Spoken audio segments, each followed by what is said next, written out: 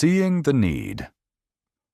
Wealth starts where problems live. Picture this. It's a warm Saturday morning at a farmer's market in Austin, the kind where the air smells of fresh peaches and coffee. I'm standing in line for a kolache, watching two old friends catch up at a picnic table nearby. One's talking about juggling bills, working overtime to cover his kids' college tuition.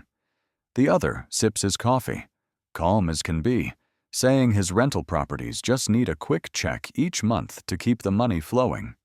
Same town, same age, same starting point years ago. But one's running on a hamster wheel while the other's money works while he sleeps. That moment hit me hard. Wealth isn't about luck or smarts. It's about playing by the right rules. I've been there, stuck in the grind. In my 40s, I was a marketing assistant in Portland, working long hours, thinking if I just pushed harder, I'd get ahead. But my savings barely budged, and I was too tired to enjoy my life. Then I realized, money doesn't come from working more. It comes from solving real problems. That's the first rule of wealth. Don't chase dollars, chase needs. Let me tell you about Karen, a 50-year-old nurse from Charlotte. She loved her job but was drained, working night shifts to make ends meet. At a community 4th of July barbecue, she overheard parents complaining about finding reliable after-school care. Karen had always been great with kids. Her own were grown, but she'd raised them with love and structure. She started offering a small after-school program in her home, just a few kids at first, with snacks and homework help. Word spread at the local PTA meeting, and soon she had a wait list. Now, at 55, Karen runs a small daycare business from her garage, earning more than her nursing shifts ever paid. Karen didn't start with a big idea. She just listened to the world around her. That's where wealth hides, in the problems people sigh about at barbecues, in the gaps they grumble about at the grocery store. Maybe you're good at fixing things, cars, computers, or even messy closets. Maybe your neighbors need help with meal prep or pet sitting. The question isn't, what can I sell? It's, what's making someone's day harder, and how can I make it easier? Try this. Next time you're at a Labor Day cookout or a church potluck, listen closely. What's stressing people out?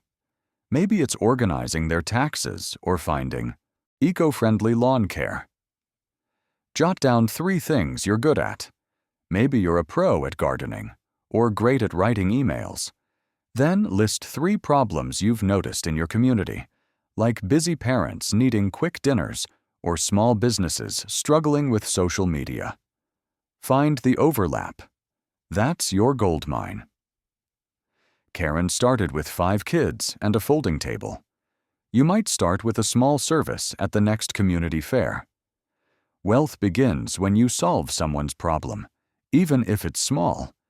This isn't about reinventing yourself. It's about seeing what's already there. At the next county fair, notice what people are asking for. Maybe it's custom t-shirts for school events or quick tech support for seniors.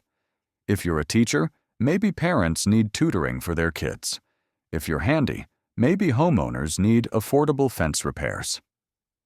Start small, test it out, and let the need guide you. That's the quiet rule that opens the door to a richer life. Speed over perfection. Be the first to show up. I used to think you had to have it all figured out to make money. Growing up in Ohio, I'd watch my dad plan every home repair project down to the last nail, refusing to start until everything was perfect. But in my 50s, running a small event planning business in Denver, I learned a hard lesson. Perfection is the enemy of wealth. The second rule is simple. You don't have to be the best. You just have to be there first. Let me tell you about Jake, a 47-year-old delivery driver from Sacramento. During the pandemic, when restaurants shut down, Jake's hours were cut. One morning, at a local coffee shop's curbside pickup, he overheard neighbors complaining about getting fresh groceries. Jake didn't have a business degree or a fancy app, but he had a van and a phone. He posted in a local Facebook group. "Need groceries delivered? I'll shop for you. Same-day delivery. $10 flat fee." That first day, he got 3 orders. By the end of the week, he was delivering to 20 families, using his old van and a Google Sheet to track orders. He wasn't a tech genius. He was just there when people were hungry. Jake's story reminds me of the food trucks at a summer music festival.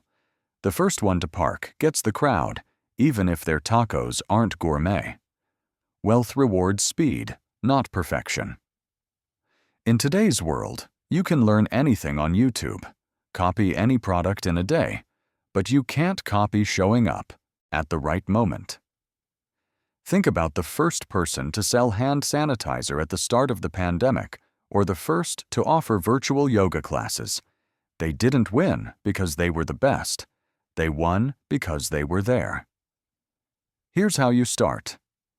Next time you're at a community event, like a Memorial Day parade or a school fundraiser, pay attention to what people need right now. Maybe it's quick lawn mowing before a neighborhood block party, or help setting up Zoom for a book club. You don't need a perfect plan, just a small action. If you're good at photography, offer to take family portraits at the next church picnic for $20 a pop. If you're a whiz at organizing, help a small business sort their inventory for the holiday rush. Post it on Nextdoor or a local Facebook group. It doesn't have to be flawless, it just has to be fast. I learned this the hard way. When I started my event planning business, I spent weeks designing the perfect website, only to realize clients cared more about my quick responses to their emails. I started answering inquiries within an hour, even if it was just, "I'll get back to you with details tomorrow." That speed landed me more weddings than my website ever did. Wealth isn't about being ready, it's about being present. Try this. Pick one small idea you've been mulling over. Maybe it's selling homemade jam at the farmer's market, or offering resume reviews for job seekers. Don't wait for the perfect logo or the right equipment. Test it this weekend. Set up a table at a local craft fair or post in a community group. If it flops, tweak it. The first step is always shaky, but it's the only way to move forward. Be the first to show up, and the money will follow. Turn bills into bridges. Make your costs work for you. There was a time when my monthly bills felt like a noose. Rent, utilities, groceries. Every dollar out the door was a reminder of what I didn't have. But one evening, sitting at my kitchen table in Atlanta, staring at a stack of bills, I realized something. Those expenses weren't just costs. They were opportunities. The third rule of wealth is turning your fixed costs into streams of income. Let me tell you about Maria, a 52-year-old office manager from Phoenix. After her divorce, she was drowning in bills, rent, car payments, and her daughter's dance lessons. One night, scrolling through a local Buy Nothing group on Facebook, she saw neighbors asking for help paying their utility bills on time to avoid late fees. Maria was a pro at budgeting. She'd always been the one friends called for help balancing their checkbooks. She posted an offer. "I'll pay your utility bills on time and deliver the receipt. $5 per bill." Within a week, 15 neighbors signed up. While collecting payments, she started offering small budgeting workshops at the community center during the annual Harvest Festival. Those workshops grew into a side business, and now Maria earns $2,000 a month helping families manage their finances. Maria didn't start with capital or a big idea. She turned a chore, paying bills, into a bridge to connect with people. Every expense in your life is a chance to create value. Your grocery trips could turn into a meal prep service for busy moms. Your internet bill could lead to teaching seniors how to use Zoom at the library. The question isn't, how much am I spending? It's, how can this spending open a door? Here's a simple exercise. Look at your last 3 months of expenses: rent, utilities, subscriptions. Pick one and ask, how can this connect me to someone's need? Maybe you pay for a gym membership, offer to lead a fitness class at the local park. Maybe you're always buying craft supplies, sell DIY kits at the next county fair. I started small, using my catering leftovers to create family meal kits for neighbors, sold at the community center's spring bazaar. That turned my grocery costs into a $500 a month side hustle. Think about the next big community event, maybe a Thanksgiving food drive or a back-to-school fair. What do people need that ties to your expenses? If you're paying for a Netflix subscription, maybe host a movie night for kids and charge $10 per family. If you're renting a big house, offer a spare room for short-term storage during the holidays. Every bill is a chance to build a bridge to someone's problem. This mindset changed my life. Instead of dreading my electric bill, I started offering energy-saving tips to neighbors, which led to a small consulting gig with local businesses. Wealth isn't about cutting costs, it's about turning costs into connections. Start small, maybe at the next block party. Offer something tied to what you already spend. You'll be amazed at how your bills can become your business. Build a legacy of value. Let your story create wealth. I used to tease Hink Wealth was about bank accounts and big wins. But after years of chasing dollars, I learned the final rule. True wealth comes from creating value that lasts. Not just money, but meaning. It's about sharing your story, your struggles, your lessons, and turning it into something that lifts others up. That's the legacy that brings money back to you, again and again. Let me tell you about David, a 58-year-old former accountant from Nashville. He'd lost everything in a bad investment during the 2008 recession: his savings, his confidence, even his marriage. By 2015, he was working odd jobs, feeling like a failure. One night, at a local church's Christmas fundraiser, he overheard a group of retirees talking about their fear of outliving their savings. David had been there. He started sharing his story, not the polished version, but the raw one, how he rebuilt his finances, penny by penny, after losing it all. He offered a free talk at the community center, How to Recover from Financial Ruin. 50 people showed up. That talk turned into a blog, then a self-published ebook, and now David runs online workshops, earning $3,000 a month, all from sharing his real, messy journey. David didn't need a degree or a fancy title. He had something more valuable, a story that resonated. People don't pay for perfection. They pay for truth.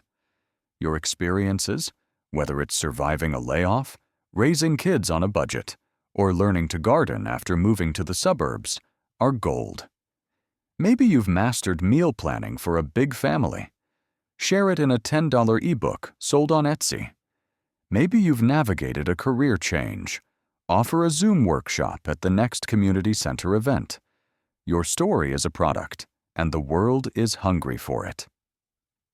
Here's how to start. Think of one challenge you've overcome. Maybe a divorce, a health scare, or a financial misstep.